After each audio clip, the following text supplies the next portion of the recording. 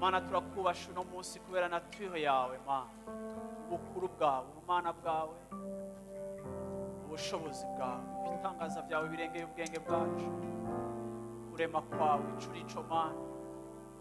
Nous te remercions Seigneur, turagushimira kwa persone yawe icurico cyo watubereye, icyo watwemereye kurunguruka gito kucurico Mana tudashobora gusobanura Mana mu buzima bwacu no muri uyu mubiri. Mana turaguhaye ikaze muri kino gitondo hano hantu, turaguhaye ikaze birushirije Mana. Turagushima kuri hagati yacu, turagushimira kuri presence yawe, turagushima kuri Imana itinyegeje, turagushima kuri Imana itatunyegeza mu nyonga hayo, ariko uri Imana yemera ko abayishaka bayironka, kandi igihe cyose Mana dukabakaba tukurondera Mana yo mu ijuru, tu te laisses trouver par celui qui te cherche. Ico gituma Mana muri kino gitondo Mana tukubashe Mana, kuko urahambaye, ariko Mana hagati yo guhambara hamwe no guhambara Mana uriyorohesha. Haleluya Mana, turanezerewe muri kino gitondo Mana kubwa simplicité yawe, bwo kutwemerera Mana kukwegera Mana uko turi, uko dusa, uko twambaye Mana. Turagushima kuri akse Mana tugufise kibihe byose, amasaha ari 28 kuri 28. Turagushima Mana kata protokoli hari mu kukwegera Mana, ataco dusabwa Mana yo mu ijuru ifatika mu kukwegera Mana. Iyo tuje imbere yawe Mana ntibidutera ubwoba nk'iyo dushitse imbere y'abandi bantu bahambaye, ariko Mana iyo dushitse imbere yawe Mana twumva hari ubugwaneza, hari umutekano. Oh, uriyoroheje Mana, uriyoroheje.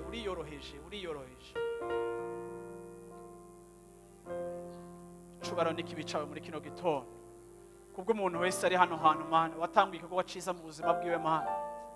Turagufitiye Mana confiance muri kino gitondo Mana, yuko Mana mu ijuru ibyo twakuragije byose Mana, ubuzima bwacu twakuragije Mana ntibuzopfira mu maboko yawe, ariko buzohembukira mu maboko yawe. Ntibuzohombera mu maboko yawe, ariko buzokungukira mu maboko yawe. Ntibuzotakara mu maboko yawe, ahubwo buzogwira mu maboko yawe. Ntibuzosubizwa inyuma mu maboko yawe, ahubwo Mana yo mu ijuru buzokwimultiplier mu maboko yawe. Ndagushimira Mana ayo maboko duteretswemo muri kino gitondo Mana, biraturuhura Mana. Amaboko yawe ari comfortable, amaboko yawe Mana arasusurutse, amaboko yawe Mana mu ijuru ni protection, aradusecuriza, biraduha gutekana. Hari byinshi tudashobora gusobanura vyeje ingene bizogenda, ariko presence yawe, amaboko yawe Mana mu ijuru, ukubaho kwawe, igitinyiro cawe n'ubukuru bwawe n'ubunini bwawe Mana mu ijuru biduha kumva Mana yuko ejo hacu ari heza.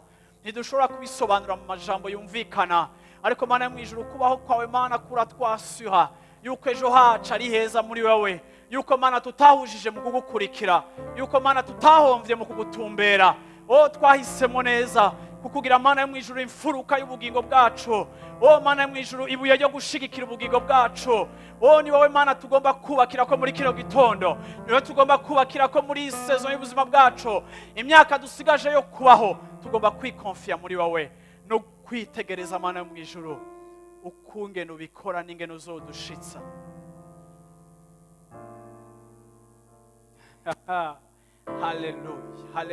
Haleluya. Muririmbyi yarabivuze aravuga ngo ni wowe mahoro yacu yava akagera, ni wowe mahoro yacu yava akagera, imbere n'inyuma, hirya no hino Mana. Ntaco dufise Mana twigegeza canke twiyapuyako, ntaco dufise Mana dusangamo securite yacu, kuko Mana iyo tugize ngo twinyegeza mu bintu canke tukinyegeza muri faveur dufise mu bantu Mana, turahindukira gatoya bigahera Mana. Ivyo twubakira ku buzima bwacu bwose bimeze nk'urume, mu gitondo kimwe birazimangana, mu gitondo kimwe dusanga aho vyari biri hatakihari, byaranduwe, vyakuweho, tugasanga aho ivyizigiro vyacu twabishize haranyiganyizwa. Kanatsinda baravuze ngo uzonyiganyiza ikintu cose, ariko Mana iyo ibifatika binyiganyijwe ni kugira wubakire ubuzima bwacu ku bitafatika, ibitaboneka nivyo vyaremye ibiboneka. Oh, ijambo ryawe ritaboneka niryo ryahagaritse ibicu bitagira fondation, ibicu bitagira pilier, isi ntiyatugwako, ibiri muri galaxy hirya no hino ntibiradukorokako, kuko ijambo ryawe niryo ryahagaritse ikintu cose. Ta parole est la fondation de toute chose et de toute création.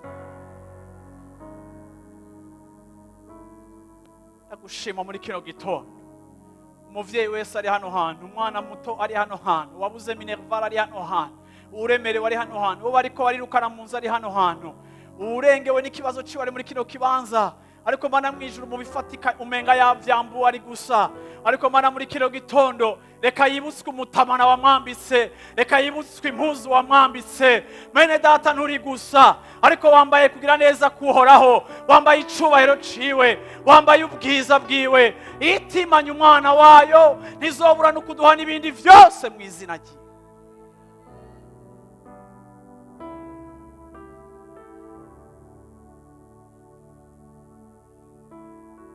Hallelujah.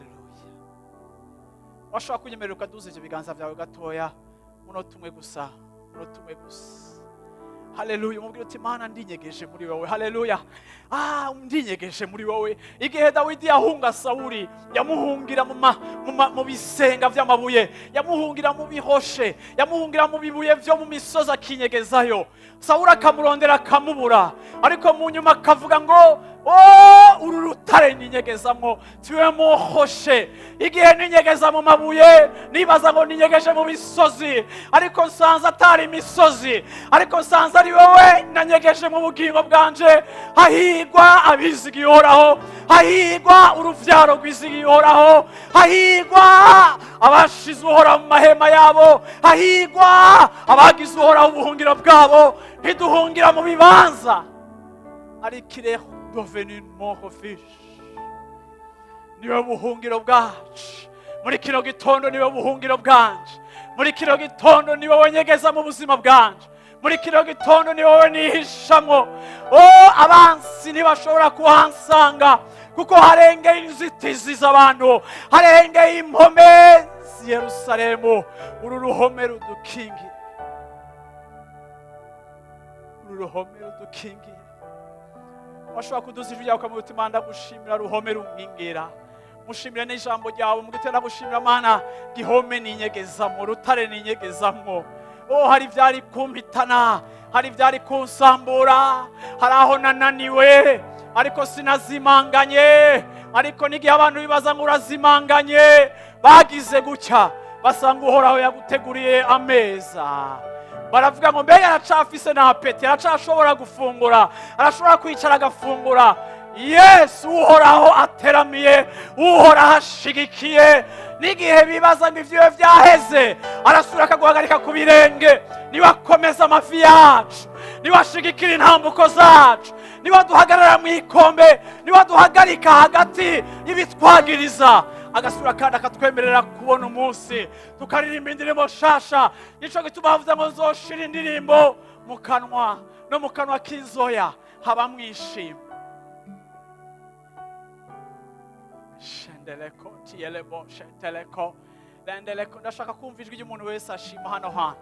Ndashaka kumva urwamo rw'ishimwe, ndashaka kumva urwamo rw'abantu bariko barashima bakoresha amajambo yabo. Nuharure ku ntoke zawe, mbega twoshira hehe? Twoharura gute ibikorwa vy'uhoraho? Biharure ku ntoki zawe, uzosanga ntibigira uko biharurwa ivyo yakoze, ivyo agukorera, ivyo akurindamwo, aha kuzigama. Ndagomba uduze ijwi ryawe mutima, ndagushimira na harya, ndagushimira na wa munsi, ndagushimira no muri rwa rugendo, ndagushimira no muri ca gikorwa, ndagushimira na hahandi, ndagushimira no kuri wa munsi, ndagushimira no kuri ya saha, ndagushimira no kuri ca gise niwahansize ariko warantabaye. Ndagushimira muri kuri ya diagnostic yo kwa muganga sinahasigaye. Ndagushimira no muri bwa bukene waranyambitse, wambereye impuzu, wambereye impuzu, wambereye imfungurwa, wambereye umwami, wambereye Imana. Reka ishimwe ryawe ryumvikane hano hantu, reka ishimwe ryawe ryumvikane hano hantu. Shetelekoti leke shetelekoti lendeleko shetelekoti eleblo shiteleko lemblo shandeleko teleko. Bamunesheje intahe. Iryo shimwe ryo guhagukira, iryo shimwe ryo guhagukira. Umwansi agomba kubona ikibazo, ntagomba kubona intahe, ariko shira amaso ku ntahe, ukura amaso ku kibazo, kuko yakuhaye intahe igiye no kuguhinda intahe. Hallelujah, hallelujah, hallelujah, hallelujah, haleluya turaguhaye icyubahiro mana yacu muri kino gitondo abera twese turakuzaniye ico giseke cishime mana turakuzaniye amajambo yacu yo kuvuga ingene uri mwiza nidufise ingene twoharura n'ingene twosobanura ingene watubereye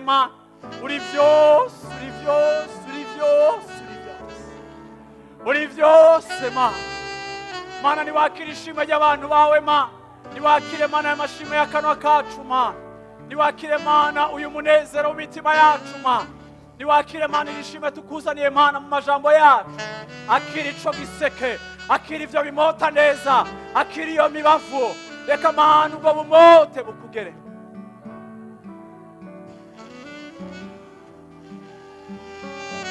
wabonetse atacu hajije mu buzima bwawe wabonetse atacu naniwe mu buzima bwawe niwe utabara niwe ukiza niwe ubohora niwe uzuza umunezero niwe ugarukana amahoro aho yavuye niwe uzana ubukira ingwara niwe uzana ishimwe niwe uzana ukunesha niwe utugwanirira izo ntambara zose turavuze ngo iki gitondo ni icawe si cacu ariko ni icawe si cacu ariko ni icawe mutabazi wabera mutabazi wabera mutabazi wabera mutabazi wabera mutabazi wabera inginzo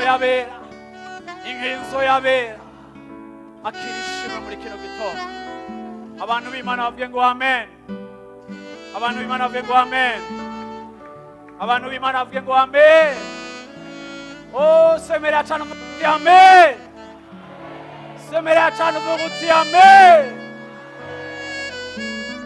haleluya duze ijwi ryawe nyuma yanjye uvuga uti mwami Yesu iki gitondo ni icawe aya mashimwe ni ayawe uyu munsi turanezerewe kubera uriho aho ibindi byose bizimangana wowe uhagararanye natwe turashimye kubaho kwawe turashimye presence yawe kubera uratwitwarariza haleluya amen mani bahezagire mani bahezagire mani guhezagire mani kugirire neza gira umicanye uti turi imbere y'Imana ihambaye kandi ikomeye haleluya ndashima Imana ko tutanywanye n'idini ntitwanywanye n'urushengero ko twanywanye na Yesu haleluya muri kino gitondo ndagomba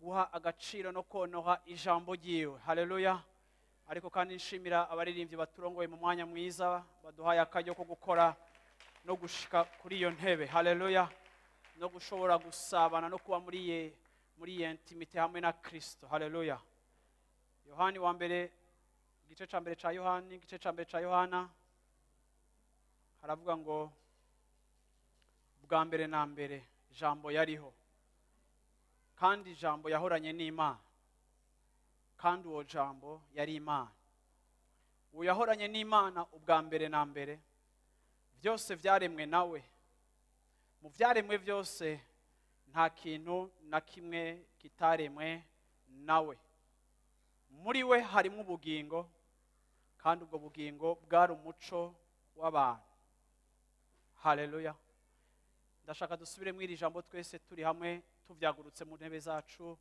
kugira ngo twonohe la parole haleluya duhe agaciro twubaha ijambo ry'Imana murasubira mu ijambo aya majambo inyuma yanje tuyasubiramo hamwe numvise uyu munsi by'ukuri Imana impaye gusubira kandi kwibutsa agaciro k'ijambo ryayo kubaha ijambo ryayo kuvaloriza no kwaprecia ijambo ryayo Bwana sifiwe sana haleluya usubire nyuma yanje uvuga uti ubwa mbere na mbere jambo yariho kandi ijambo yahoranye n'Imana kandi uwo jambo yari Imana uwo yahoranye n'Imana ubwa mbere na mbere byose vyaremwe nawe mu vyaremwe byose nta kintu na kimwe kitaremwe nawe muri we harimo ubugingo kandi ubwo bugingo bwari umuco w'abantu Imana iguhezagire. Amen. Washobora kuvyagira mu ntebe yawe. Haleluya. Haleluya. Turabahaye ikaze mwese, abashitsi, abasangwa, abo duheruka kera n'abatugendeye uyu munsi. Imana ibahezagire kuba muri uno mwanya wo guhimbaza Imana, umwanya wo kuba mu ijambo ry'Imana, kandi turahaye n'ikaze n'abantu benshi badukurikirana iminsi yose kuri internet, bakurikirana message, bakurikirana igikorane, bakurikirana umwanya wacu wo gutazira. Hariho abariko barakurikirana aya masaha, hari abaza gukurikira amasaha ari nyuma. Iyo ndavye ku mugoroba dimanche mpora nsanga hari abantu barenga amajana baba baravye message y'uyu munsi, bamwe barayiraba uwo mwanya nyene, abandi bakayiraba ku mugoroba. Ariko kandi mwese turabahaye ikaze muri uno mwanya w'ijambo, kandi Imana ibagirire neza, ibahezagire. Namwebwe mudukurikirana, ubuhinga bwa none bwadutumye ishengero ritacitwa ishengero lokale, si iryo mu Nyakabiga gusa, ariko mu isi hose, muri Europe, muri Amerika, mu Bushinwa, mu duce tumwe tumwe muri Azi, mu Buhindi, abantu barakurikirana ijambo ry'Imana, barakurikirana ibikorane. Imana ibahezagire kubana natwe no gushira ku muzirikanyi amajambo nk'aya, kandi no gukurikirana. Bamwe bavyuka kare mu gatondo, abandi bagasubira. Ni vyiza gukoresha ibishoboka byose kugira ngo mwiyubake kandi muwe mu ijambo ry'Imana. Ejo bundi numvise témoignage samedi heze, nahamagawe n'umukobwa umudamu aba muri Hollande, afise abana babiri. Arantelefona après midi nicaye muhira, arambwira ngo nshaka kwihana. Turatangwa turaganira, tugira ikiganiro hafi c'isaha imwe n'inusu, turanasenga. Ariko arambwira ukuntu yakurikiye message, ambwira ati fise umusore aba mu Bufaransa, yarazi ibihe ndimwo, yandungikiye imwe muri message yawe, ndayumviriza. Ca ndarondera uburyo bwose, ndarondera nimero ya telefone, ndavuga nti umuntu ushaka kumutelefona ansengere.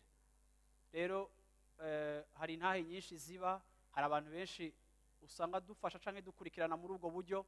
Nico gituma namwebwe mukurikirana message muri hanze, hari igihe usanga abandi batazi yuko uhora ukurikirana message muri ubwo buryo.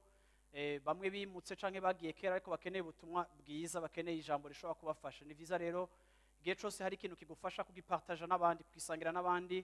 Dufise présence ku ma réseaux sociaux atari make, turi muri Facebook, turi muri YouTube, turi muri live stream, turi muri SoundCloud. Ibyo byose nama platform turiko adufasha kubashikiriza ubutumwa bwiza aho muri hose. Naho wasivye dimanche utari hano, ushobora gukurikirana amazina yacu mu bintu byacu byose ya Mari Life Center Burundi, kugira ngo dutandukanye n'ama Life Center ari mu bindi bice byo mu isi. Rero wanditse Life Center Burundi ushobora kuronka ayo mapage uja kuraba ko ivyo bintu. Ariko kandi igihe cose biradufasha kumenya ibyo mukurikirana, ibibafasha. Mu bantu dusengera benshi harimo abantu baba tutazi ariko twamenyanye biciye muri iyo nzira. Rero ntubumunebwe, ube mu ijambo ry'Imana, ukoresha ibishoboka byose. Hari igihe usanga abantu bapasa amasaha menshi bari kuri YouTube canke bari muri Facebook zabo baraba ibintu byabaye partager, bimwe ugasanga ni ibintu by'uburofa, ntibigufasha gukura, ugatwenga n'utublage. Ariko kandi kwiherezo ry'umunsi usanga atakintu na kimwe caje kikubaka. Ariko kandi uruhara rwo kubakwa no kwiyubaka ni responsabilité zacu. Niko Paulo yavuze ngo nabarimwe mwiyubaka. Ni twebwe tugomba kwiyubaka, ni twebwe tugomba kumenya ibidukuza n'ibitugaburira mu buzima bwacu bw'impwemu, kugira ngo ntidutakaze ikintu na kimwe kiduha inkomezi kandi kiduha amahirwe yo kunesha. Rero Imana ihezagira umuntu wese akoresha ubwo buryo. Turafise na WhatsApp y'abamambre yo muri Eglise. Ejo bundi narumvise umukristo ari muri Chad ambwira ko akurikira message. Turafise abantu tudafise amanimero y'amatelefone yabo, ariko kandi harimo ama message atari make aba partage muri WhatsApp. Uravyumva, kugira ngo nimba utaruhari canke message utayumvise neza ugomba kubisubirako, aba n'ama audio. Rero ku bakristo tutaba dufise amanimero yabo canke bagiye bayahindura, mu minsi iri imbere tuzosubira kandi kwaktualiza ama liste yacu y'abamambre, kandi igihe twaktualiza ayo ma liste tuzoba kandi dusubira no kubasaba amanimero de telefone yanyu, kugira ngo dushobore kumenya uburyo dukora ibishoboka byose. Bwana sifiwe sana. Turashaka gukora ibishoboka byose kugira ngo tubapakize ivy'Imana byose bikenewe. Hasigare gusa rimwe mutabikonsoma, ariko twe twabitanze, kuko ni umwitwarariko, ni umutwaro wacu kumenya neza ko abantu b'Imana bariko barakomezwa kandi bariko barigishwa. Haleluya. rero ndashimira Imana ku bantu bose bitanga bashigikira uburyo kugira ngo ibikorwa byacu bibe dugire ibikoresho. Ndagomba kubabwira ko iyi eglise iri mu ma eglise muri aka karere make akurikiranwa cyane gose abantu hirya no hino kandi abantu bafashwa. Rero igihe cyose mushigikira ico gikorwa mukagitangira uburyo ari ukugura ibikoresho ari kugira gute. Ejo bundi narahagaze ngaha ndavuga ngo turakeneye intebe, tumaze iminsi twongeramo intebe zishasha ariko naho tuzongeramo ngumba mbona abantu ari benshi, ariko narabivuze uko nca muri message. Ejo bundi numva umuntu arantelefone, umukobwa ari mu Bubirigi arambwira ati pasteur, narumvise ko mushaka intebe, ni gute notanga amafaranga y'intebe, ni gute noshobora nanje guparticipa. Uravyumva rero ivyo byose aho muri hose no kuri ubwo buhinga bwa none amakesi arahari, amabanki mushobora gucamo mukadushikira arahari canke amakontakte. Ariko kandi biratangaje kandi biraryoshe kubona ingene ishengero uyu munsi ubuhinga dushobora kubukoresha bukadutuma dufasha ubuzima bw'abantu benshi atanzitizi na zimwe zihari. Namwe rero muba bavuga butumwa muhe abantu ibishobora kubafasha ku buzima bwabo bunywana n'Imana birushirije, kuko uko iminsi irushiriza kuba mibi niko abantu umuriro urushiriza kuba mwinshi, ibitero birushiriza kuba byinshi mu isi. Isi ntiriko irahinduka iba nziza, nta n'amasezerano ya Bibiliya tubwira ko izoba nziza, ahubwo Bibiliya tubwira ngo iminsi izogenda iba mibi, iminsi izogenda iba mibi. Ariko kandi abahiriwe nabanyegeje ubuzima bwabo muri Kristo Yesu, kuko aba iminsi yabo irashobora kuzoba myiza, mu gihe abandi batazoba bariko barimbura. Igihe uri mu ijambo ry'Imana urashobora kwimbura, igihe abandi bavuga ngo uyu ni umwaka mubi, wowe urashobora kuba umwaka mwiza bivanye naho uhagaze n'uwo mwanywanye. Nta situation politique canke geopolitique canke financière yo mu isi twebwe itwafekta, ari igihe twanyegeje ubuzima bwacu mu ijambo ry'Imana. Ico jambo azotera muri wewe nico kizocika realite yawe. Nico gituma muri ibi bihe bigoye kandi biremereye abantu b'Imana bagomba kuba abantu bagwije ubwenge bwose bushoboka bwo kuba mu ijambo ry'Imana, bwo kwiyubaka mu ijambo ry'Imana, bwo kugwiza amajambo y'Imana. Paulo yarabwiye ishengero avuga ngo ijambo ry'Imana ribe muri mwebwe rigwiriye. Ni ukuvuga ngo si rigwiriye gusa en terme y'ivyo tuzi, ariko kandi muba abantu bari muri intimite n'Imana, uburyo bwo kunywana n'Imana n'ubusabane budasanzwe bica muri iryo jambo. Iryo jambo mugipakiremo, iryo jambo muryuzuremo, iryo jambo muryubakire ko amadecision yanyu, iryo jambo muryubakire ko direction zanyu n'amashwa mugira, iryo jambo muri considérer. Byaraje ntitwobaho nk'iritahari, byaraje riraduavertisa ku bintu bimwe bimwe. Ivyo byavuze byose muri kahise byarabaye, ni preuve yuko n'ivyo byavuze bitaraba bizoba. Kandi nimba ari rituzigama reka dushoboza gushika kure, reka turivalorize, reka turivalorize. Ivyo birafise ico bigusaba mu buzima bwawe, ico birafise ico bigusaba muri emploi du temps yawe. Amen. Bwana sifiwe sana.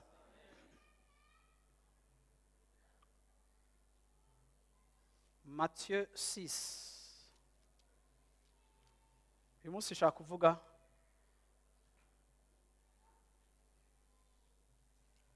ijambo rivuga ngo ukeneye ijambo. Umutwe w'ijambo y'uyu munsi riravuga ngo urakeneye ijambo. Hari ibintu byinshi twibaza ko dukeneye mu buzima, ariko muri kino gitondo ndaje kugira ngo urakeneye ijambo. Haleluya, haleluya. Ibindi Satani azokureka umenye ko bikeneye, kuko bimwe bigushira mu vyifuzo canke ibindi bikagutera kwidoga no kwicurikira. Ariko Satani yamatunyegeza besoin yacu dufise y'ijambo. Ako muri kino gitondo ndagomba kandi gusubira kukibutsa ngo urakeneye ijambo. Ubuzima bwanje burakeneye ijambo.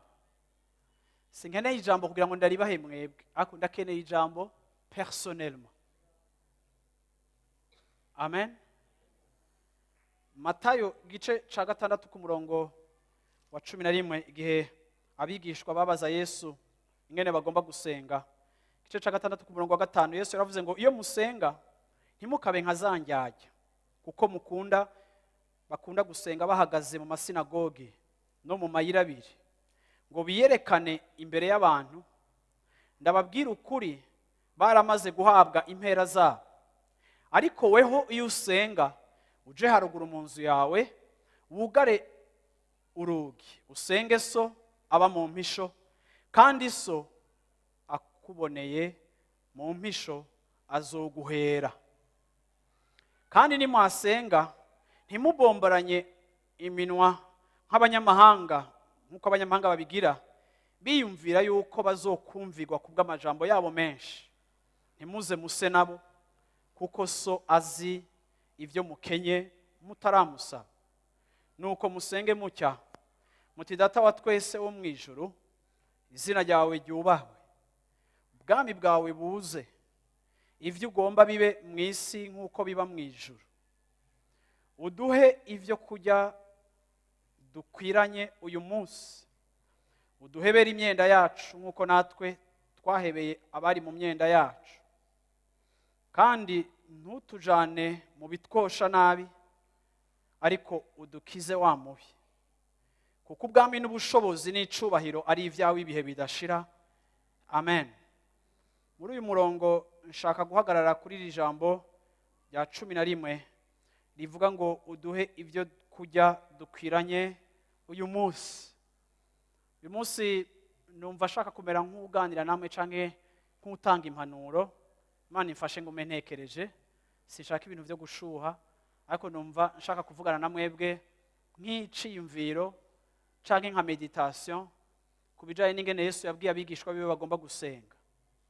Iri sengesho abantu benshi bararizi mu mutwe, ariko kandi iri sengesho ahanini riduha ivyiyumviro nyamukuru bigomba kugira ugusenga kwacu canke ikiganiro cacu n'Imana ibyo kigomba cuba cubakiyeko.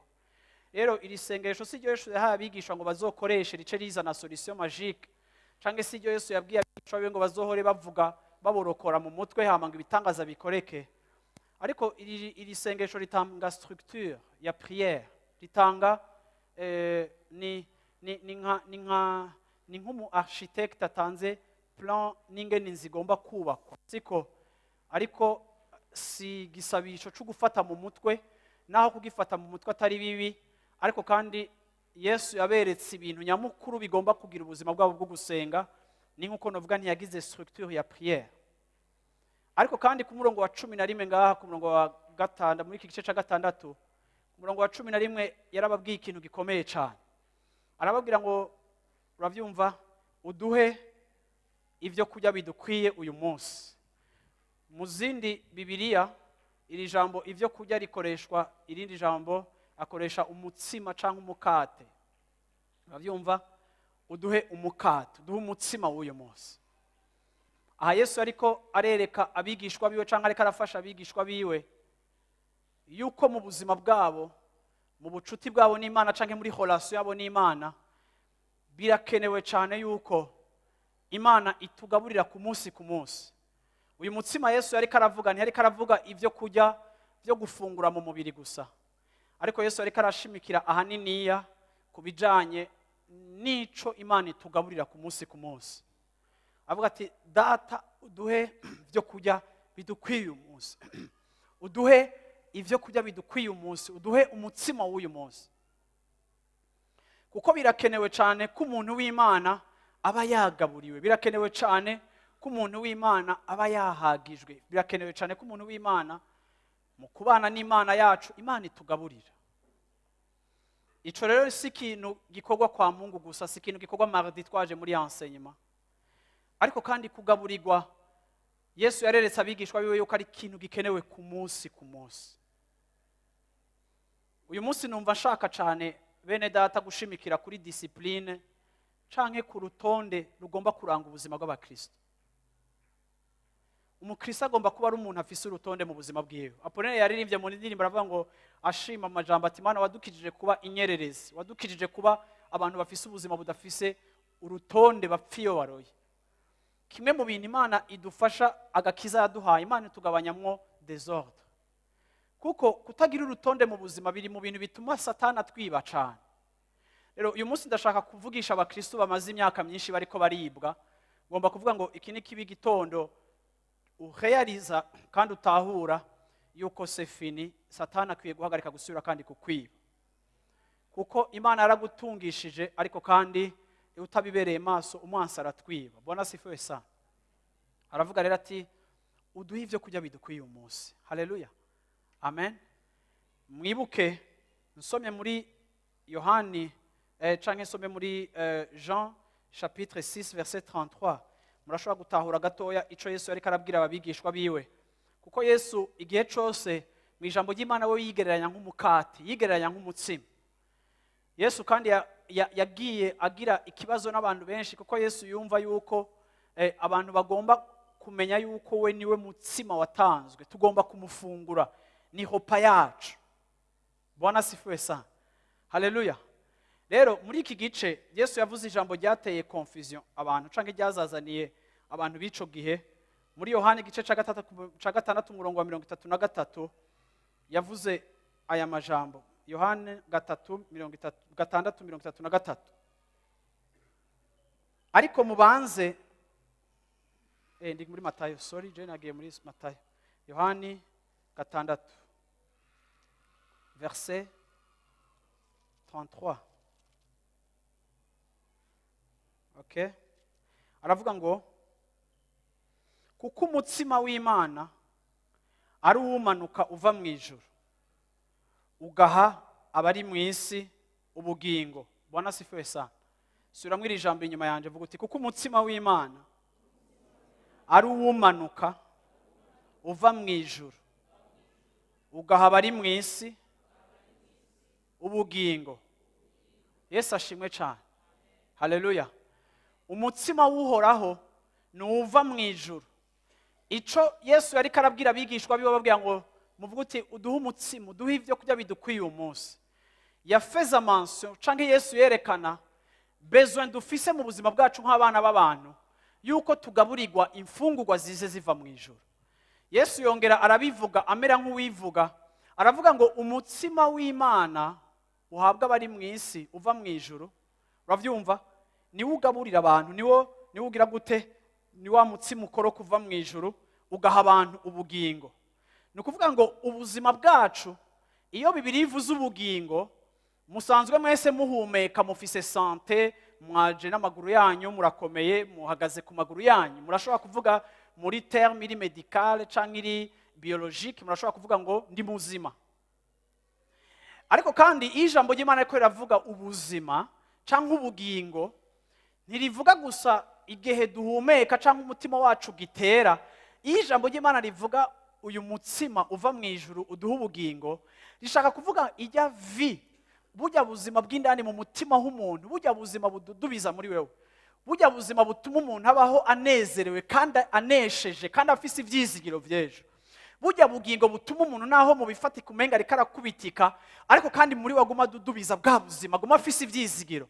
Ni bwa buzima Imana ishira muri twebwe bukaza buvuye muri iri jambo ry'Imana tugaburira, ku buryo n'abantu bakubona nka kaheze, wewe indani muri wowe ubuga ifise amajambo yo gushobora kuremesha abaremerewe. Abantu bakavuga ngo ashobora kuremesha guta abantu kandi umenga ivyo we ntibigenda neza, mbega ubwo ntiyapanchitse, oya ntiyapanchitse, ariko hariho une vie iri communiquer.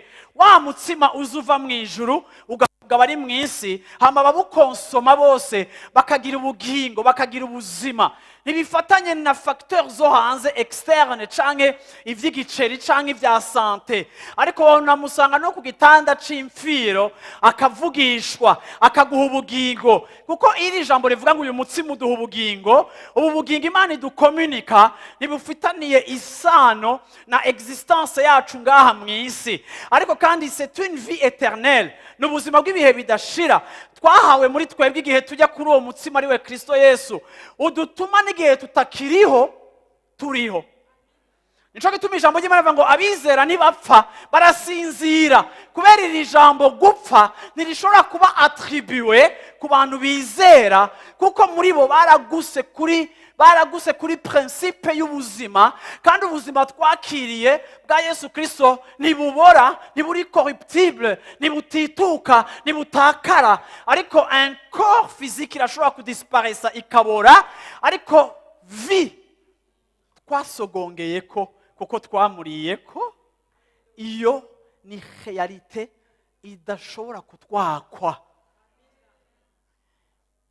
Ibintu byose turashobora kuvyakwa, ariko ico twaragihawe kimatanye n'impwemu zacu. Wa mutsima wava mu ijuru manuka ukaza kugira gute? Guha ubugingo abari mu isi. Ndagomba kubona umunsi muri kino gitondo abantu bahawe ubugingo bari muri kino kibanza, bafise la vie. Bwana sifiwe sana. Abantu bafise ubugingo. Yesu rero ariko abwira abisirayeli bazi Ancien Testament, basomye isezerano rya kera, ababwira ijambo ryo mu murongo wa 33, arababwiye ngo umviriza mwebwe, uravyumva? Umuyaga wantwaye. 33 haravuga gute? Aravuga ngo kuko umutsima w'Imana ari umanuka uva mu ijuru ugaha abari mu isi ubugingo.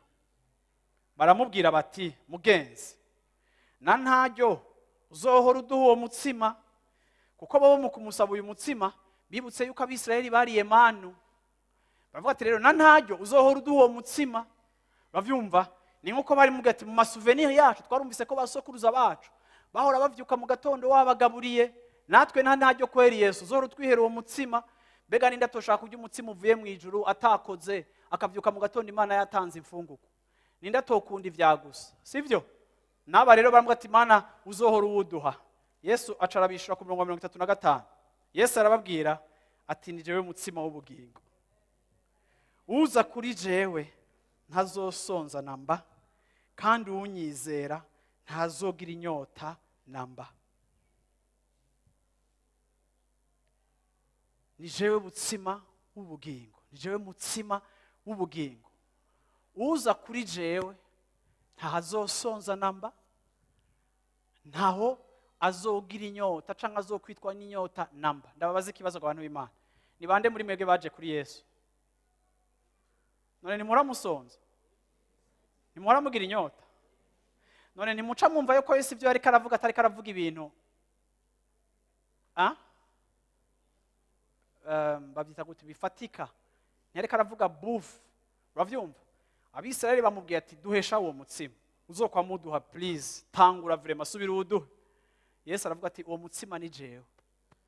Uza kuri jewe ebana jamais, au grand jamais, ntazopfa ashonje ukundi, ntazopfa yishwe n'inyota ukundi, kuko nta kintu na kimwe uwandiyeko, uwunkonsoma, uwumfungurako, nta kintu na kimwe ashobora kubura, kuko jewe ndi umutsima w'ubugingo. Validite, uravyumva, y'amavitamine akomoka kuri jewe abatuma muba abantu badashonje, abatuma muri abantu baticwa n'inyota. Bwana asifiwe sana. Amen.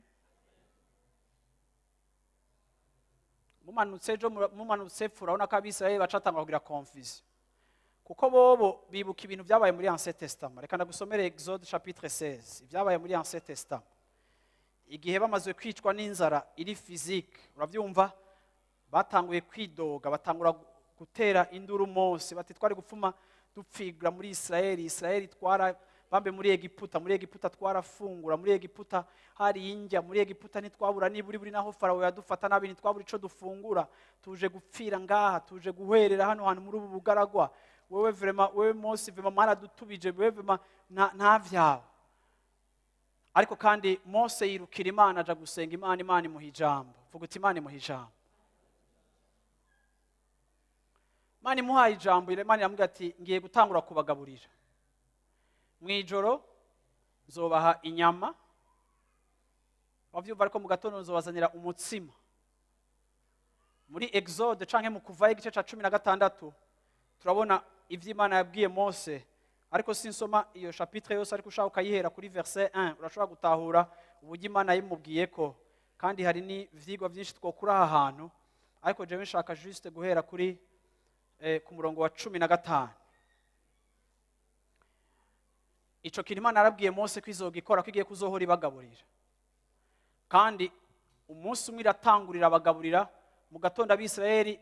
Uyu murongo tugiye guhera ko abisirayeli basanze hari ibintu byinshi vyera biri mu matongo yabo, biri aho bari batamenyereye kubona. Umurongo wa 15 bavyuka bibaza ikibazo mu gitondo ati mbega ibi nibiki bitubayeko, mbega ibi nibiki bibaye, mbega nigiki kibaye. Ariko Mose ko yari yabimenye kandi yabibwiwe n'Imana, abamenyesha ko Imana igiye kuzohora ibagaburira. Imana izohora ibagaburira ku munsi, uravyumva, manu izohora ibacangira, uravyumva, ibaha imfungurwa, ariko kandi ikabagaburira mu gatondo, ikarunga ikizonjya mu gatondo kandi zikabatunga, bakaronka ibibakwira uwo munsi wose. Verset 15 havuga gutya: Abisirayeli babibonye barabazanya bati ibi ni biki, kuko batamenye ivyo ari vyo. Mose arababwira ati uwo n'umutsima uhoraho abahaye ko ivyo kurya. Ibi ni vyo uhoraho yavuze ati umuntu wese yegeranye ibihwanye n'igisa ciwe. Mu gifaransa mwumva ico gisa ari igisa ciwe canke abiwe, igisa ciwe n'abaki? Abo mu nzu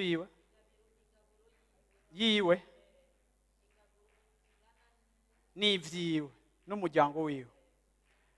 Umuntu wese yegeranye ibihwanye n'ibingana n'umuryango wiwe n'abo mu muryango wiwe, kandi ajanira abo mu ihema ryiwe ingero yitwa oberu, imwe imwe ku muntu, nk'uko igitigiri c'abantu banyu bangana.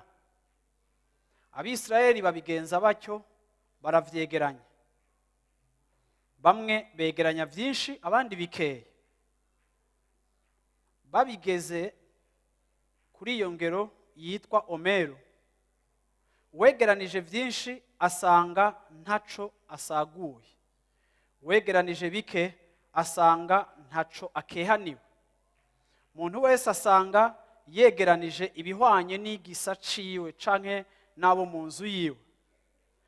Maze Mose arabihaniriza ati ntihagire umuntu abiraza. Yamara Mose ntibamwumvira, bamwe babirazako basanga vyaboze binyagara inyo. Mose arabakarira, nuko bama bavyegeranya uko bukeye, umuntu wese ibihwanye n'igisa ciwe. Izuba ngo risasike bikayaga.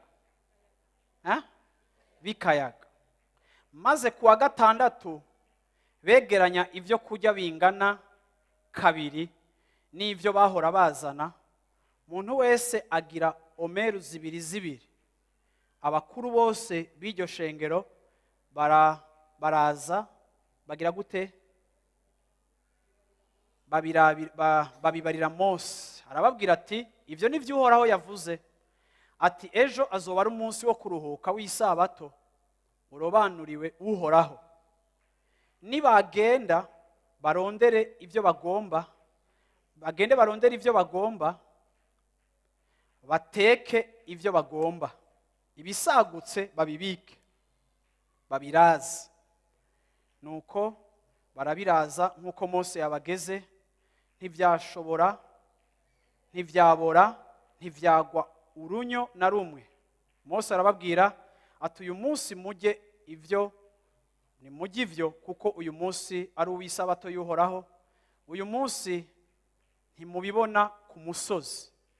Mu minsi 6 muzokwama muvyegeranya, ariko uwugira indwi ni uw'isabato. Kuri uwo ntibizoboneka. Ariko kuri uwo munsi ugira indwi, bamwe mu bantu baja kuvyegeranya barabibura. Uhoraho abaza Mose ati muzogeza hehe kwanka kwitondera ivyagezwe vyanje n'amabwirizwa yanje? Amen. Yesu ashimwe cyane. Iki kicapo kiratwereka ikintu gikomeye Imana yari kirigisha Abisirayeli mu gihe cabo. Imana imaze kubasezerana ko izohora ibagaburira, iratangura kubikora. Ariko kandi nk'uko vyavuzwe, umuvyeyi wese, umugabo wese mu nzu yasohoka atwaye ivyo kuyoreramo ivyo kurya bijaye n'abana afise. Uwaba afise abana 5 yazanya indya za 5 nk'uko imitwe y'abari mu nzu bangana. Uwaba afise 2 yatora ivya 2. Umuntu wese agatora ibingana, kandi ngo bose bagakwigwa. Ariko hari ikintu gikomeye ijambo ritwigisha rivuga ngo n'abarenza ko kubera ubwoba bagatwara vyinshi birenze, kuko batari suri kweje Imana izosubira kubagaburira. Ngo bamaze kubiyora bashitse basanga Imana yabigabanije, kuko imana yagomba kumekinga sure yuko umwe wese afise ibijanye n'ivyo akeneye. Kandi n'abayora bike kumbure babasunitse mu minsi ya mbere, kumbure ntibari bazi ko ivyo kurya bikwiye, barasunikana abana n'abagore bakagwa hajya, kumbure ntibaronke ingene bayora, canke uwazanye main d'œuvre idafise capacité physique y'ukunigana. Ariko ngo n'uwayora duke yasanga imana yatwujuje. Imana ikamenya neza yuko bafise ibibakwiye byo kubahaza. Ariko kandi iyi manu imana yabagaburira mu bugaragwa yari prophetique, kuko cari ikimenyetso. Uravyumva?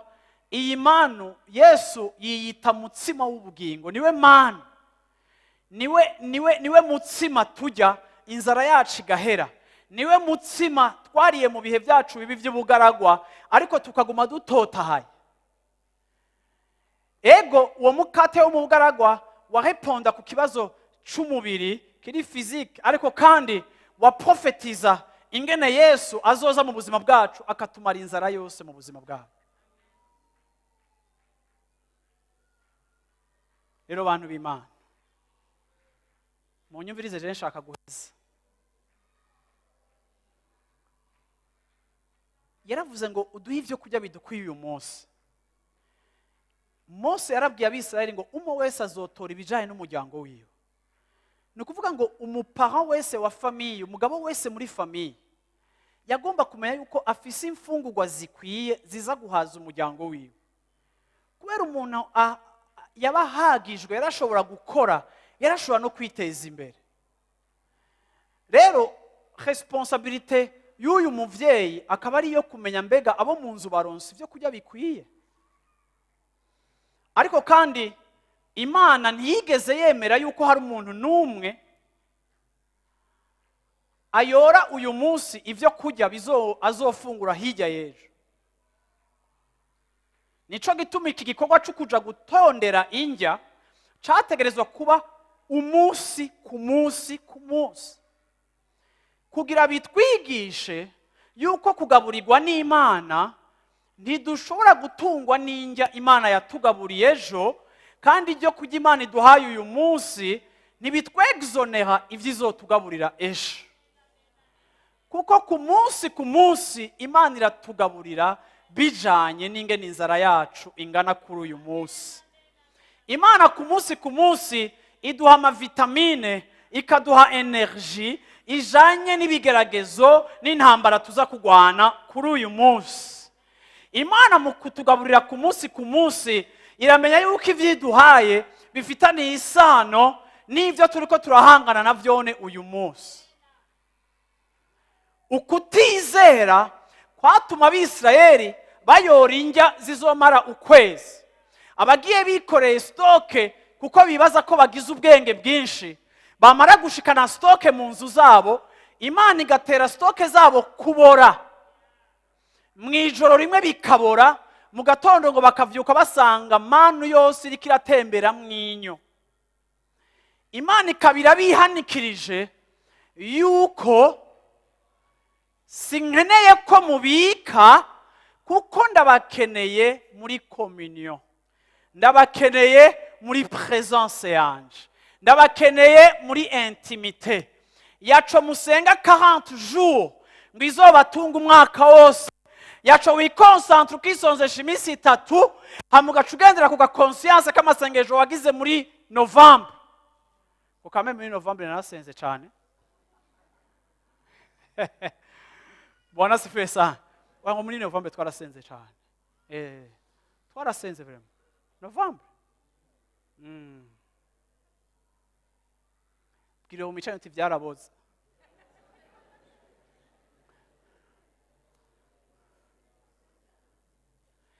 Ngo akagendesha ngo n'amasengesho yabitse, amasengesho ntibayabika.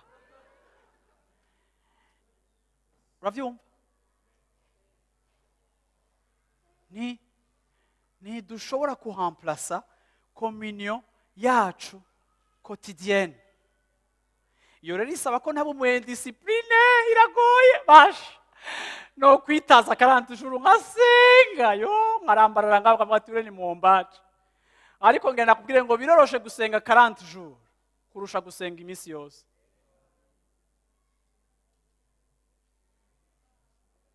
Uduhe ibyo kurya bidukwiye uyu munsi. Uduhe ibyo kurya bidukwiye uyu munsi. Chaque jour aratugaburira. Chaque jour aradukomunika ikintu. Chaque jour aratuzana mu ijambo. Chaque jour arafite icyo agomba kuguha. Bantu b'Imana, Imana niya chaque jour. Ubu hari abakristo benshi ngaha baremereye abarongoye louange.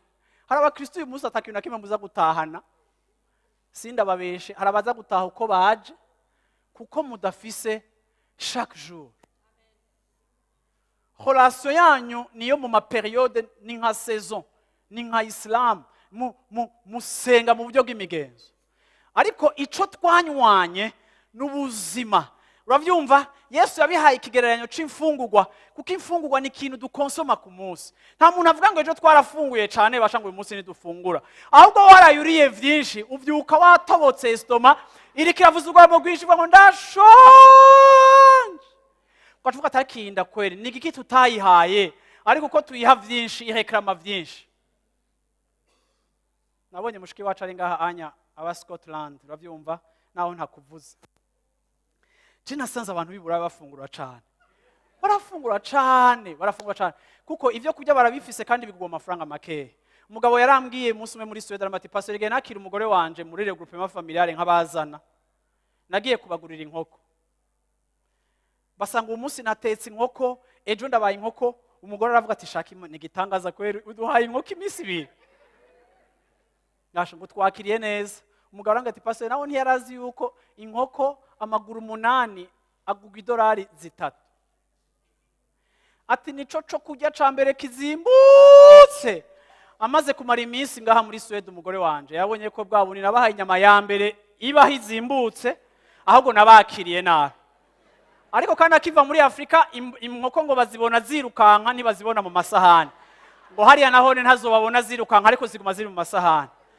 Rero bakajya cyane bagafungura cyane nta sayera batakwaje ngo nta kantu. Jewe kera bahora bankubita kugira mvyibuhe bakankubitira gufungura. Rero yo insiste ngo mfungure nca nsita. Ko bica binyibutse ngene mama yankubitira gufungura. Kuko nari nonze cyane nkuko bikimeze ubonye. Uravyumva? Hama rero kandi sinkunde gufungura. Rero iyo ngiye muri ayo mazu baguma batetse, baguma bakura akantu, frigo iguma yuzuye, ugiye ukayugurura ucucanganye kigwa kubera kuyuzuza biroroshe. Izacu zirimo ipiripiri n'amazi, nico sanga kiba kiri, uravyumva? Urabona rero estoma zabo zarapanutse. Rero inzara iguma ihari. Haheze amasaha 2 barashonje ngo nta kantu twofata. Imisi yose bavuze cyo kunja numva umenga muri jewe sinza ahantu bankoze ngo umenga ndabasaba ikintu kimwe. Twebwe muri Afrika dukonsoma inzara. Mwebwe namwe mukonsoma amasaha. Mwe murira ku masaha, twe natwe dufungura dushonje. Ngo ya pasteur ngo nibibi gufungura ushonje. Hallelujah. Oh, Imana izobampere kubona iyo minsi munsi ya kino gihugu c'u Burundi. Hallelujah. Hallelujah. Aho muzofungura amasaha ni mufungura inzara. Hallelujah. Bwana sifiwe sana. Ariko urabona iyo umuntu yamaze kumenyera gufungura cyane aguma afungura. Kandi na estoma yiwe irapanuka. Ariko jewe umfashe estoma yanje ukuntu iteye ukayishira hajya ahantu birangora gufungura ivyo bampaye byose kuko sindi préparé, sindi entraîné gufungura inyuma y'amasaha 2. Ariko kandi natanguye iyi histoire nawe ndiko ndavanga, nayitanguye ndiko ndavuga ngo abafungura nibo bahora bafungura. Simora mbona uvuga ngo ejo nariye cyane kiretse uri karashaka gutakaza ibiro naho bica byita jeune kandi bica byitwa régime. Ariko gufungura bafungura imisi yose. Nico gituma nshaka kuvuga ngo iri jambo turifungura imisi yose. Uyu munsi iri muri telefone yawe urarifata ukajyatse. Niba washaka ndaguye application ya telefone ushobora kwishiramo écouteur yawe ukumviriza Bibiliya bakagusomera nimba uri kinebwe. Ariko tugomba kurifungura. Kuko iri jambo iyo ndaribayemwo ariko kandi ndagomba kubahimiriza. Nasanze ishengero abakristo kintu cambere babera ko atake, abakristo bari atake cyane ku kintu cyo gusoma Bibiliya. Umuntu arakubwira ngo je ntarakizwa nasoma ibitabo byinshi cyane. Kandi jewe igitabo ca page 200 nagisoma mu munsi umwe canke mu minsi 2. ariko Bibiliya yarananiye. Bantu b'Imana ngenda babwire ngo uyu ni umutsima. Iri ni ijambo ryahumetswe. Iri ni ijambo riduha ubugingo. Mwanditsi wa Zaburi we yaravuze ngo rikomeza amagufa yacu. Iri jambo rigira efe kuri sante yacu yose. Na babandi bakunda gustressa canke kudeprima, iri jambo rirabavura. Iri jambo ni bugingo, rirakorije ibintu byose, rihindura mentalite yacu, rihindura ingene tubona ibintu, rihindura n'ingene mbona kazoza. Iyo riri mu bugingo bwanje, niyo ndaba kazoza, sindakaraba nk'uko amastatistike y'abahinga ambarira kazoza, ariko ndaba kazoza mu marori y'ijambo.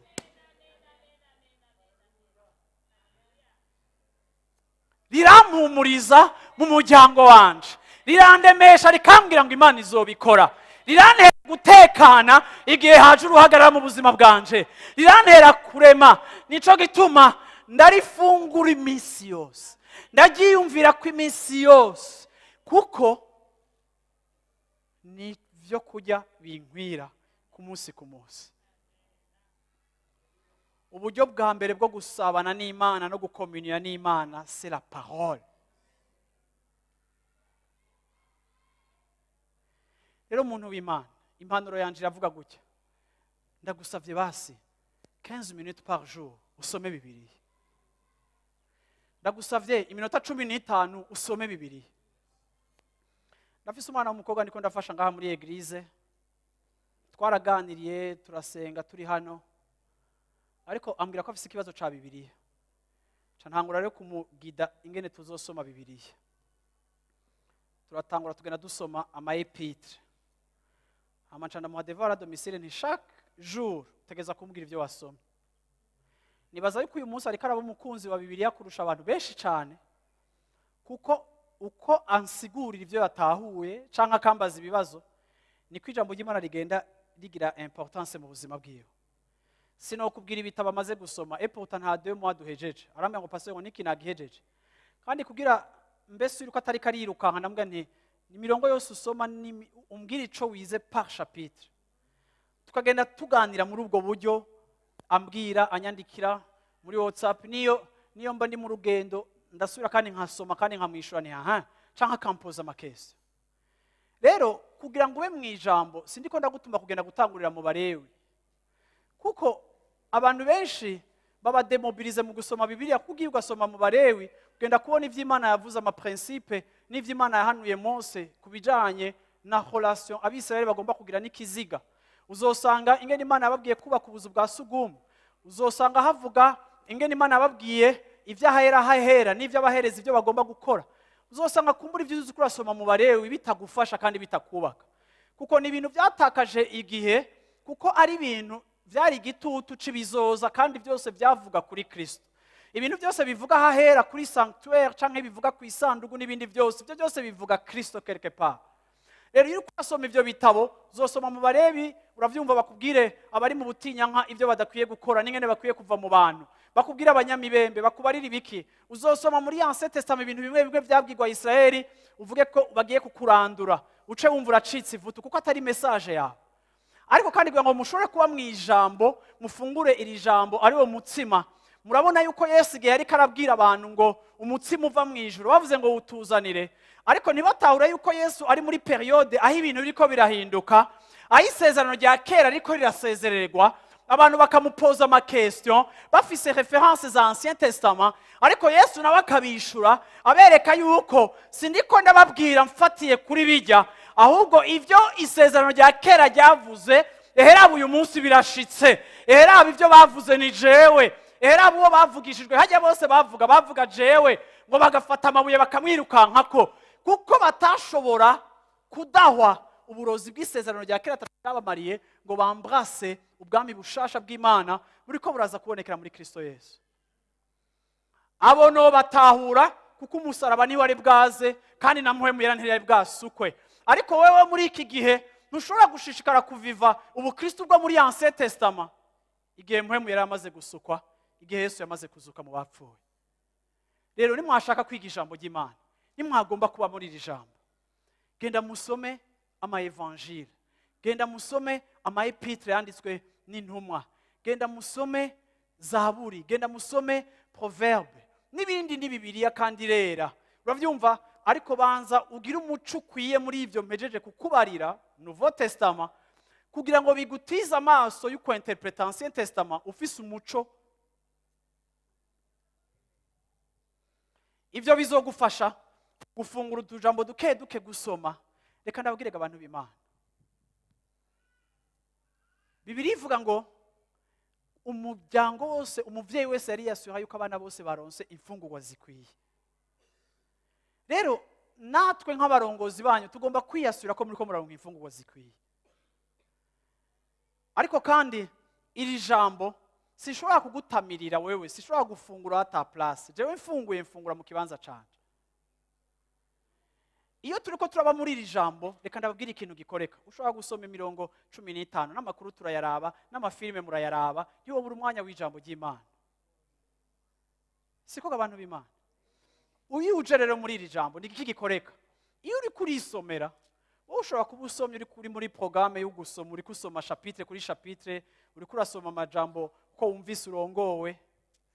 Ariko ngenda kubwire ngo iyo uvyutse mu gatondo ukaja kwishura ukinjira mu ibarabara, kenshi twe ntituba tuzi ivyo tuza guhura navyo. Ariko igihe uri mu busabane n'Imana, Imana izokwiyaranja usoma amajambo afitanye isano n'ivyo uza guhura navyo. Uzokuva muhemu yera akurongoye gusoma umurongo uvuga ngo nibana kurengukana mu butungane ntuzorondera ivyo uzovuga, ariko niwashikayo nzoguha amajambo nitaguteteya.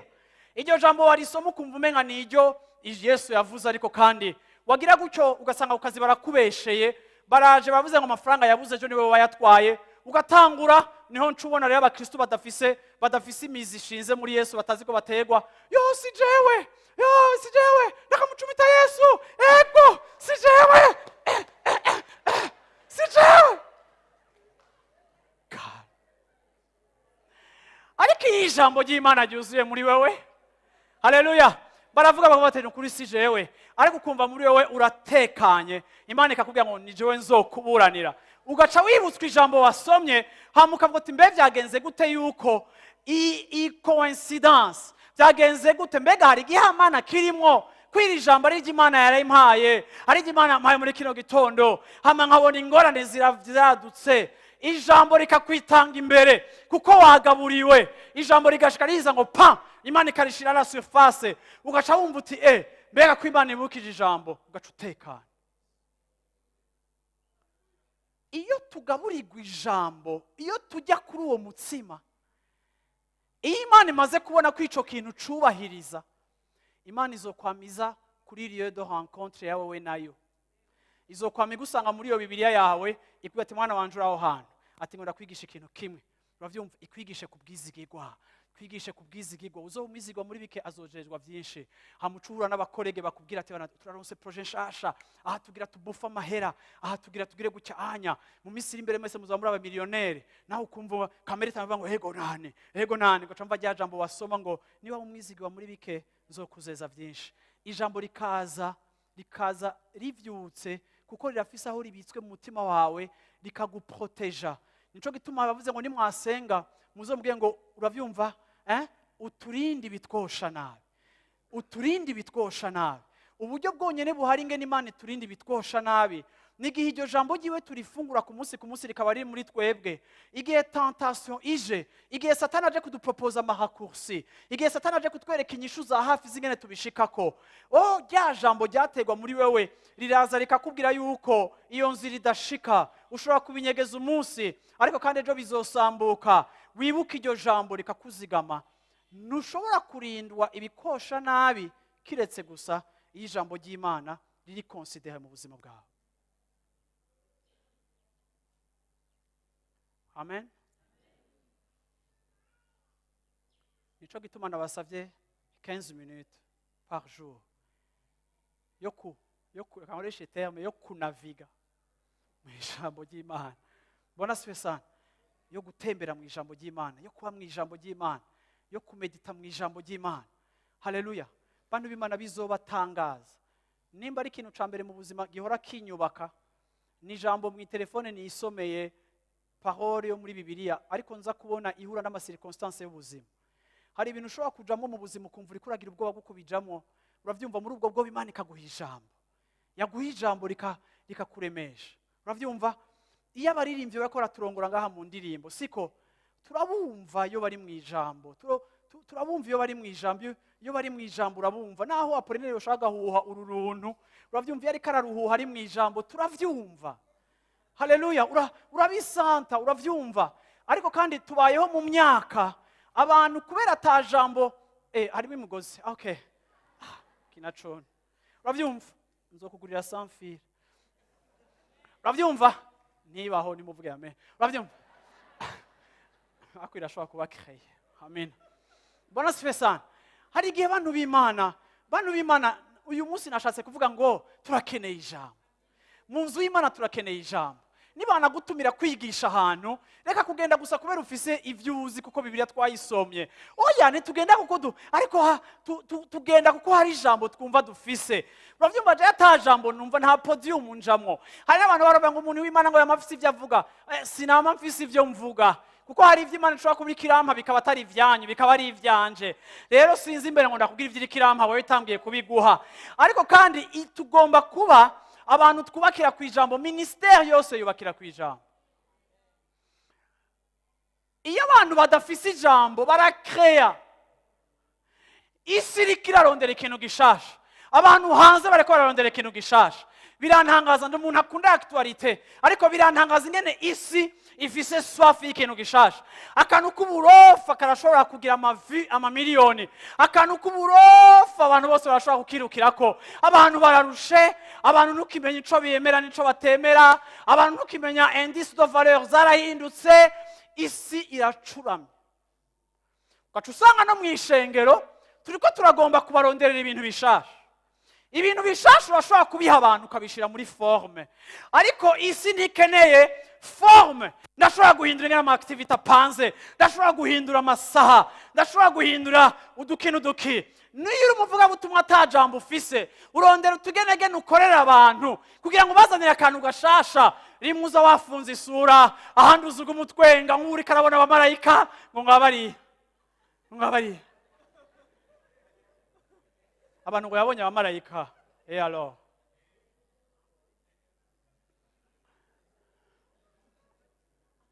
kuko harabuze ijambo. Ariko iyo uri mu ijambo naho woza kuturongora muri louange na adoration, uratera indirimbo tukumva yuko iyo ndirimbo hirya yuko ba melody, ariko ijya ndirimbo irashikira irasobanura mu mutima wawe. Hari ahantu wahuriye n'Imana, hari ahantu wamye, hari ahantu uri kura medita. Ebana niwo mutima wavuye mu ijuru. Haleluya. Kandi abawujyako urabasanta. Bantu b'Imana twese turarushe ibintu by'imfabrikano. Twese turarambiwe n'ibintu byamuwe kwibarabara. Twese turarambiwe n'ibintu bitavuye ku gicaniro. Isi irarushe kubugira keneye ikintu kiri authentique. Ico nacone kiri muri wa mutsima wo ku munsi uduha ivyo kujya bidukwiye umunsi. Communion yanje n'Imana iri important kuvyo ndiko ndabakorera. Uravyumva? Kuko nico gitanga ubuzima. Amen. Jean chapitre 2, Yesu aramutumiye muri mariage. Niho yakoze igitangaza ca mbere. Bamutumiye muri mariage, umuvinyu urahera. Yari kumwe n'abigishwa biwe. Mama we aramubwira ati umuvinyu waheze. Abantu babuze umuvinyu. Ako we yarazi ko afise umwana ari special. Amuga ati umuvinyu waheze. Mbega Bibiliya yanje irihe? Okay. Uravyumva? Ariko ndashaka kurangiriza kuri aka verse. Uravyumva? Ndakaguterera. Yesu ashimwe cyane. Amen. Ni bande muri uku kwezi kwa avril tugiye kwinjamo, tugiye gutangura gusomana Bibiliya. Bona sife sana. Haleluya, amaboko yanyu abagiye bwira ka effort. Haleluya, bona sife gumiza amaboko hejuru agenda gusengera ko turi kumugisha. Ayo maso yawe Imana yuguruye mu izina rya Yesu Kristo. Uravyumva iyo discipline Imana iguhe mu izina rya Yesu Kristo. Ivyo utahura Imana ivugane na wewe. Uyu n'umutsima, iri ni jambo, iki kintu uragikeneye mu kudirija famille yawe, mu kurongorwa mu mashuri yawe, mu gukora ama projet yawe. Imana nta kintu nakimwe dafise itovuga ko mu vyawe mu bizoguteza imbere, ariko iri jambo tugiye kuba ishengero rifise ubusambo bw'iri jambo tugomba gukonsoma. Bwana sifiwe sana. Yohani chapitre 2 verset ndibaza amaverse ya mbere navyanditse hariya anya siko muri mariage iri special. Bwana asifiwe sana. Nane ndasenga kugira ngo muri mariage yawe ijambo yinjiremo. Yesu ashimwe cyane. Haleluya. Bagize mariage muvuge ngo amen. Ndasenga ngo muri mariage yawe ijambo yinjiremo, jambo abemwo, jambo aganze, jambo atege ku rugo rwawe. Bwana asifiwe sana. Abubatsi ingo zabo amina kubwa sana. Ku munsi ugira gatatu haba ubukwe ikana i Galilaya, kandi nyina wa Yesu niho yarari. Yesu nawe atoregwa ubukwe canke atumigwa mu bukwe hamwe n'abigishwa biwe. Maze vino ikamye, nyina wa Yesu aramubwira ati nta vino bafise. Yesu aramwishura ati duhuriye hega nyina wanje, igihe canje ntikiragera. Nyina abwira abasuku ati ico ababwira cose mugikore. Bwana asifiwe sana. Ico ababwira cose mugire gute? Haleluya. Amen. Ako kanya Yesu nigeze areponda kuri besoin.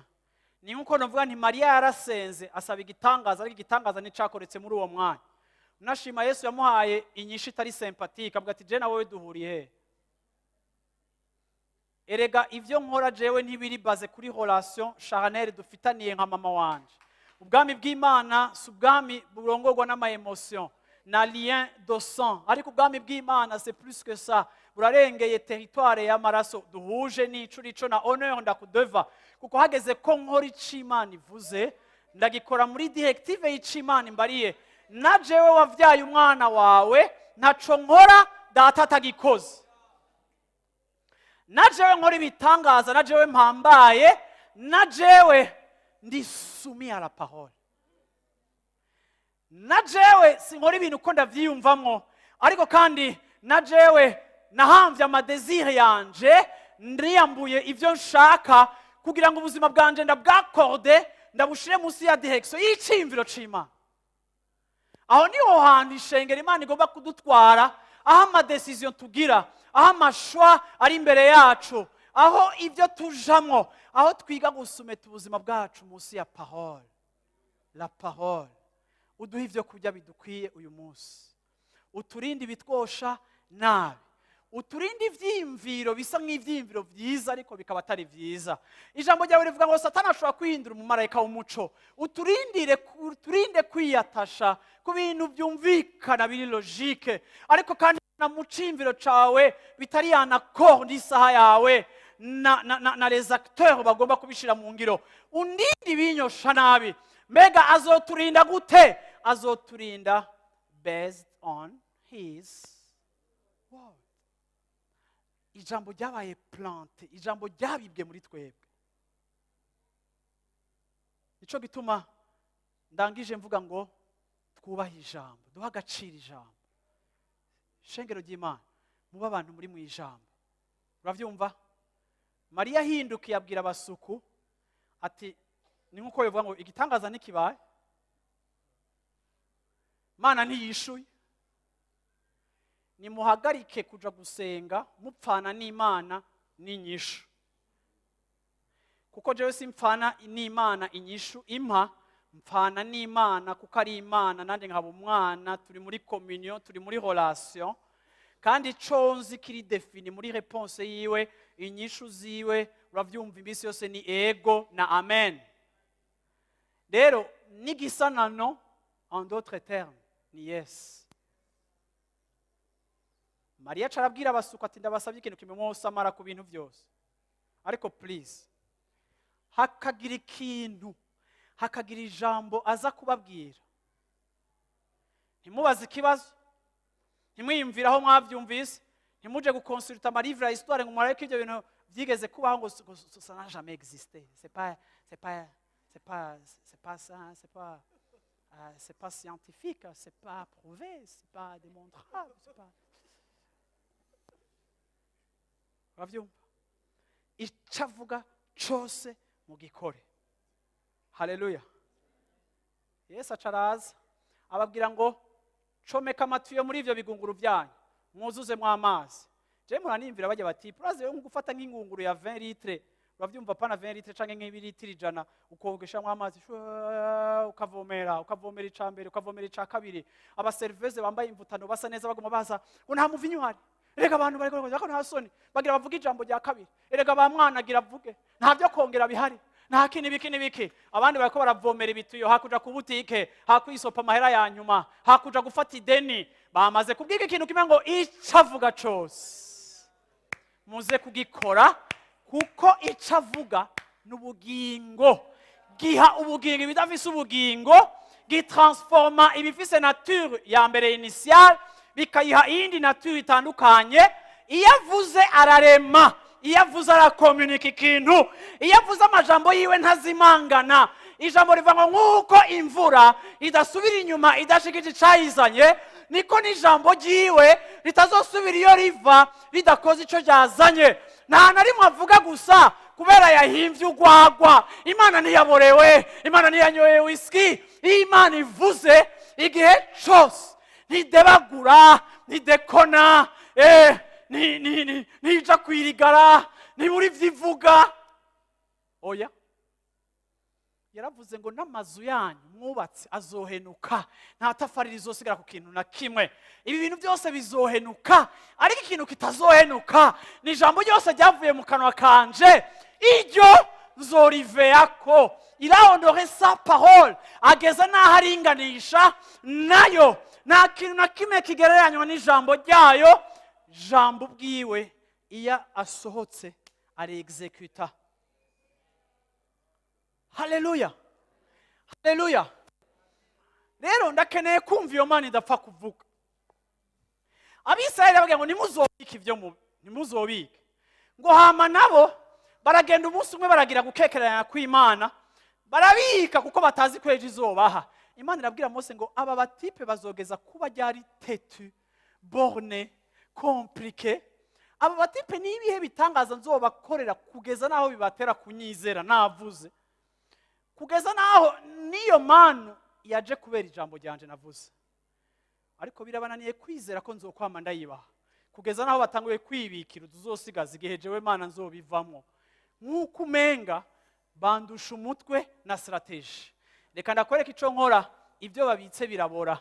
Atari uko ndi Imana yanka ko abantu bagira stock, ariko hariho abagira stock bari motive na insecurity, Imana ikayitera kubora.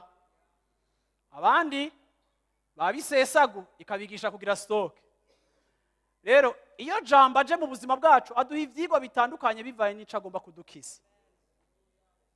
Haleluya, amen. Barasutsa amazi barasuka kugeza naho ahejeje kuzura babiziyashu barindiriye. Buno nyene batankona ajya amazi ariko arahinduka couleur, batangura kugira leçon y'icari cyo la parole. Iyo Mana yavuze nta kintu na kimwe uko cari citwa kidashobora kwitwa ukundi kuntu. Hakenewe gusa yuko igira icivuze. Rero igihe nja mu ijambo ry'Imana ndashaka yuko iri jambo rivugana n'umutima wanje. Mwami Yesu ndaguhaye icubara muri kino gitondo ciza, kuko wowe uri jambo, uri umutsima wavuye mu ijuru uraza mu isi Mana, kugira Mana mu ijuru abawujya ko bagira ubugingo kandi ntibongere kandi kugira inzara canke inyota. Wewe uri ubushobozi, wowe uri ubugingo, wowe uri umutsima twahawe, wowe abakera bawubonye mu kimenyetso c'amano. Ariko Mana mu ijuru abiki gihe turazi yuko Mana umutsima ni wewe, abakujya ko bose ntibazongera kugira inzara ukundi. Ndagushimira muri kino gitondo kuko wabaye disponible. Ndagushimira muri kino gitondo kuko Mana watwemereye. Mana dukeneye ijambo. Aba bantu bari bakeneye umuvinyo, ariko umuvinyo wazanywe n'ijambo. Hari igihe Mana dushira amaso yacu kuri miracle, tugasengera miracle, ariko hari igihe miracle izananwa n'ijambo. Mana ndasenze kuri uyu munsi muri kino gitondo ngo ishengero ryawe rireke kwiruka inyuma y'ibitangaza no kwiruka gusa inyuma y'inyishu, ariko Mana abantu bawe gusherisa iri jambo kurifungura ku munsi kugira ngo ribigishe kubaka ingo zabo, ribigishe kurera abana babo, ribigishe kudirija ama entreprise yabo, ribigishe kuba abarongozi beza mu gihugu, ribigishe Mana yo mu ijuru gutegekanya ibyo mu mazu yabo neza, ribigishe Mana kubana n'abantu, ribigishe kugukorera. mana turakeneye ijambo, mana harakenewe ijambo, mana isi irakeneye ijambo. Ni wowe wariho ubwa mbere na mbere wariho. Ibyaremwe byose byaremwe na wewe, kandi wewe uri umuco wakiye abari mu mwiza mwinshi. Mana nta mihakire waduhaye inganya ijambo ryawe waduhaye, kuko niryo ritwinforma de toute chose, niryo ritubwira amasezerano, niryo ritubwira ubushobozi buri muri wewe. Iri jambo niryo ridupresente la personne de Christ. Iri jambo niryo ritubwira les bénéfices de la croix. Iri jambo niryo ritubwira les bénéfices de la résurrection. Iri jambo niryo ritubwira ingene mu by'ukuri abakwakiriye Mana bafise ubugingo. Ijambo ryawe rivuga muri Yohana igice c'indwi ngo abakwizera inzuzi z'uruzi zizotemba ziva mu nda habo. Mana harageze Mana haba abantu batemba amazi, batemba uruzi abantu bakabanywako. Harageze Mana haba abantu bavuga dutapa buguruye akanwa bakamera nk'abavugishwa. Mana bakadresa Mana ijambo ryawe ryo kumenya ku masituation. Ijambo ryawe Mana nk'inyishu mu bibazo biri mu ngo n'ibibazo biri mu miryango. Harageze Mana aho ico uri kuravuga Mana arico tuvuga. Mana reka Mana yo mu ijuru uduhe kurondera ibyo kujya bidukwira uyu munsi. Ngo Abisirayeli igihe cyose mu gatondo batevye kuza gutora ijambo, batevye kuza gutora manu, ngo izuba rayirasira bikuma bikabora kubera izuba byabasaba kuzinduka. Byerekana ko activité yabo ya mbere yaba guplonger les regards dans la parole de la promesse. Nico gituma na wewe muntu w'Imana ndagusengera muri kino gitondo kugira ngo umunsi wawe igitondo cawe ubanze ugire méditation sur sa parole. Plonge tes regards dans la parole de la sagesse kugira ngo iryo jambo rikugaburire kandi riguhe inkomezi z'umunsi, riguhe guhangana n'ibikugerageza byo ku munsi, riguhe gushobora gutanga imbabazi kubaza kukugirira nabi, kuko ryuzuye muri wowe rigushoboza gutanga imbabazi, kuko ryojo n'ubugingo. Hari ivyo tudafise by'ubumana, hari ingeso zacu zigomba kudomina, ariko quand on se laisse dominer par cette parole biradushoboza no mu madecision dufata, gufata amadecision ari spirituel ari inspiré, kuko ijambo ryacengeteye mu buzima bwacu mu misokoro ritandukanya misokoro jointure et âme, ritandukanya ibintu byose, rishira ibintu byose au clair, rikatuvana muri confusion. Ndagusenga ngo Imana igushoboze muri iyi minsi yawe usigaje yo kubaho, kwa muri mu ijambo ryayo, kwa muri kura medita mu ijambo ryayo, kwa muri kurarimbura ku ijambo ryayo. Naho yoba ari umurongo umwe sindagutumye gusoma ibintu igihumbi, ariko fata imirongo ibiri, fata imirongo itatu, fata imirongo 10, fata imirongo itatu. Haleluya. Ariko umedite, kuko yarungitse ijambo ryiwe, yarungitse ijambo ryiwe kugira ngo ridukize. Haleluya, haleluya. Nuhoraho Imana yawe igukiza, igutabara.